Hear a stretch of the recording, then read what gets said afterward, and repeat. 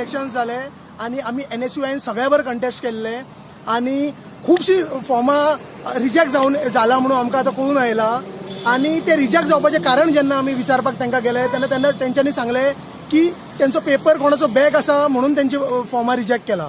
आतां गोवा युनिव्हर्सिटीच्या ह्या रुला प्रमाणे कोणाचो पेपर बॅक आसा तांकां जर फॉर्मां जर तेंची रिजेक्ट जातली जाल्यार तेंच्यांनी रिजल्ट कित्याक डिक्लेअर करूना. जे कोणाचो पेपर बॅक आसा तेंचो रिजल्टूच डिक्लेअर करूना जाल्यार ह्या रुलाचो अर्थ कितें उरलो.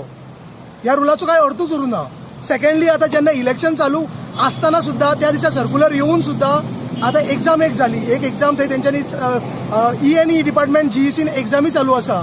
सो हे खंयचे हे चालू आसा काय सांगपाक कळना. अशें खुबशे कितें कितें प्रॅक्टिसीस चालू आसा. आमी भोंवता सगळ्या बरांनी आमकां हे दिसून आयला, भुरग्यांनी सांगला आनी आमी इन्फॉर्मेशनूय काडला. आतां पळोवपाक गेल्यार आमचे आतां टोटल आमी एक फिगर पळयत आमी मातशें एस्टिमेट काडलो जाल्यार आमचे 75% UCRs आमचे आसा आनी आज हांव सामको अभिमानान सांगपाक सोदता की आज आमची विक्ट्री जाली.